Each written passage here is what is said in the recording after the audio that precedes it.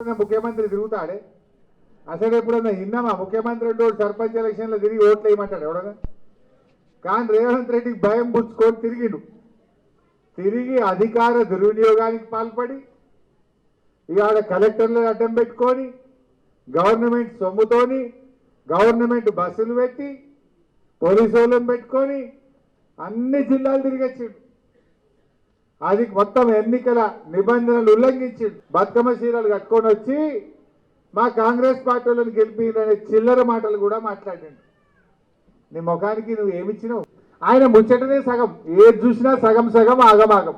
ఇప్పుడు రుణమాఫీ ఉన్నది అందరికైనా, అదే 40 పైసలు అయింది, 60 పైసలు ఎగ్గొట్టిండు. రుణమాఫీ చూస్తే సగం సగం, బతుకమ్మ చీరలు చూస్తే సగం సగం, బోనస్ చూస్తే సగం సగం. రేవంత్ రెడ్డికి నా కరోనా లేదు, పెద్ద నోట్ల రద్దు లేదు, అయినా 2 సార్లు రైతు బంధు ఎగ్గొట్టిండా? అది కూడా సగం సగమేనా? రైతు బంధు చూస్తే సగం సగం, బోనస్ చూస్తే సగం సగం, రుణమాఫీ చూస్తే సగం సగం, బతుకమ్మ చీరలు చూస్తే సగం సగం, అంతా ఆగమాగం. దవాఖానలో పోతే కేసీఆర్ కిట్ బంద్ అయిపోయింది, న్యూట్రిషన్ కిట్ గర్భిణీ స్త్రీకి బంద్ అయిపోయింది, గొర్రెలు బంద్ అయిపోయినాయి, దళిత బంధు బంద్ అయిపోయింది. ఏమైంది ఆయన ఇచ్చింది కొత్తగా? కాలికి బల్పం పట్టకుండా రేవంత్ రెడ్డి ఊరు తిరిగిండు. మా కాంగ్రెస్ లో ఓట్లయింది, బతుకమ్మ చీరలు కట్టుకొని వచ్చి ఓట్లయింది. కానీ ఏం చేసిండు? కళ్ళు నెత్తికెక్కి అహంకారంతో మాట్లాడిండు. ఇక బీఆర్ఎస్ మొలవదట, బీఆర్ఎస్ ఇత్తనాన్ని మొలవని అన్నడా? భూమిని చీల్చుకొని విత్తనం ఎట్లా మొలుస్తుందో బీఆర్ఎస్ పార్టీ రేవంత్ రెడ్డి గుండెల్లో నుంచి గెలిచింది. ఒక్కటి గెలవలే. రేవంత్ రెడ్డి నువ్వు విత్తనం మొలవని అంటే నీ గుండెల్లో నుంచి 4000 మంది సర్పంచులు మొలిచింది. బిడ్డ జాగ్రత్త. ఒక్కడు కాదు, ఇద్దరు కాదు, 4000 గెలిచిండు. అరే మా గవర్నమెంట్, నీ గవర్నమెంట్ లో 40% గెలిచింది ఇలా బీఆర్ఎస్ పార్టీ. ఇది దేనికి సంకేతం? మళ్ళా వచ్చేది గులాబీ జెండా, కేసీఆర్ ముఖ్యమంత్రి కాబోతున్నాడు. మా కార్యకర్తలను ఎవరన్నా ఇబ్బంది పెడితే ఇంకా 2 ఏళ్లలో మళ్ళా బీఆర్ఎస్ గవర్నమెంట్ వస్తుంది. మా అక్క చెప్పినట్టు మంత్రి నేనే వస్తా, మీ సంగతి చెప్తా. 200 పింఛన్లు 2000 చేసిండు కేసీఆర్. ఆడబిడ్డ పెళ్లికి కళ్యాణ లక్ష్మి ఇచ్చిండు కేసీఆర్. కాన్పుకు పోతే కేసీఆర్ కిట్ ఇచ్చిండు. రైతు బంధు ఎకరానికి 10,000 రూపాయలు ఇచ్చిండు. రైతు చనిపోతే 5 లక్షల రూపాయలు ఇంటికే పంపించిండు మన కేసీఆర్. ఇట్లా ఎన్నో పనులు చేసిండు. గొర్రెలు ఇచ్చిండు, చేప పిల్లలు ఇచ్చిండు, దళిత బంధు ఇచ్చిండు. చాలా మంచి కార్యక్రమాలు చేసిండు. మనం ఎంతసేపు పని ఎట్లా చేయాలనో ఆలోచన చేసినాం. ఈ తాప మాత్రం ప్రజలకు పనిచేస్తాం.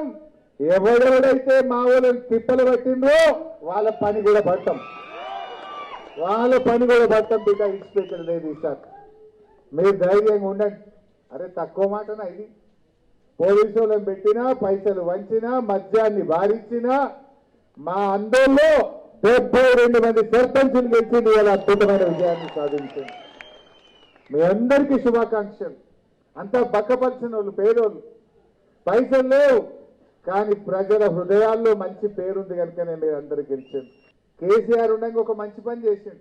15వ ఆర్థిక సంఘం నుంచి వచ్చే డబ్బులు రూపాయికి 85 పైసలు డైరెక్ట్ గా సర్పంచ్ అకౌంట్లకు పంపించే నిర్ణయం ఆనాడు మనం తీసుకున్నాం. రేవంత్ రెడ్డి ఆపలేడు, నా మోడీ గారు ఆపలేరు. మీకు డైరెక్ట్ గా మీ అకౌంట్లోనే డబ్బులు వచ్చి పడతాయి. మీ ఊర్లో మంచి చెడు చేసే అధికారం మీకే ఉంటుంది. మీరెవరు భయపడాల్సినటువంటి అవసరం లేదు. రెండవది, ఇలా ఈ చెక్ పవర్ ఎవరికి ఉంటుంది? నా ఎమ్మెల్యేకి ఉండదు, ముఖ్యమంత్రికి ఉండదు, ప్రధానమంత్రికి ఉండదు.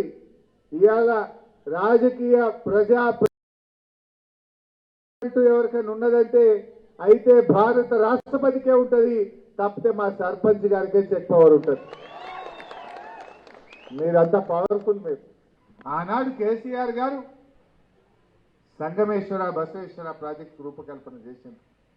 నిజానికి సంగమేశ్వర బసవేశ్వరలో అందరికంటే ఎక్కువ లాభం అయ్యేది మన జోగిపేట ఆందోళనకే ఎక్కువ లాభం అవుతుంది.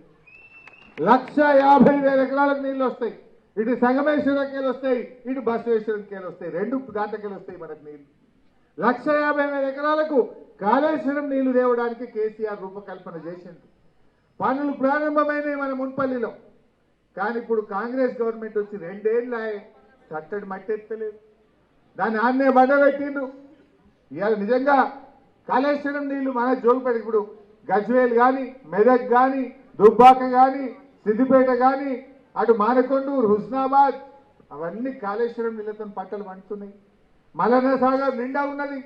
దాని కాలువల్ని సింగూరు తెచ్చి సింగూరుకెళ్ళి బసవేశ్వర సంగమేశ్వర పెట్టి ఈ జోగుపేటకు కూడా కాలమైనా కాకపోయినా బోర్లతోని కరెంటుతో పని లేకుండా 1,50,000 ఎకరాలకు నీళ్లు ఇవ్వడానికి ఆనాడు మనం పనులు ప్రారంభం చేసినాం. ఇవాళ వీళ్ళు వచ్చి 2 ఏళ్ళైంది మొత్తం బండ పెట్టింది. బసవేశ్వర బంద్ అయిపోయింది, సంగమేశ్వర బంద్ అయిపోయింది. మరి ఎవరు మాట్లాడతలేరు? ఈ జిల్లా ఎమ్మెల్యేలు మాట్లాడారు, ఈ జిల్లా ఎంపీలు మాట్లాడారు. ఎందుకు రేవంత్ రెడ్డిని అడుగుతలేరో నాకు అర్థమైతలేదు.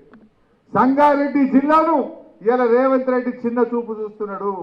సంగారెడ్డి జిల్లాకు రేవంత్ రెడ్డి అన్యాయం చేస్తున్నాడు. ఈ సంగారెడ్డి జిల్లాలో ఒక్క పని కూడా అయితలేదు.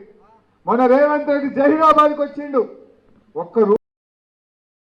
ఒక్క పని చేసిందా జహీరాబాద్కు రేవంత్ రెడ్డి వచ్చి?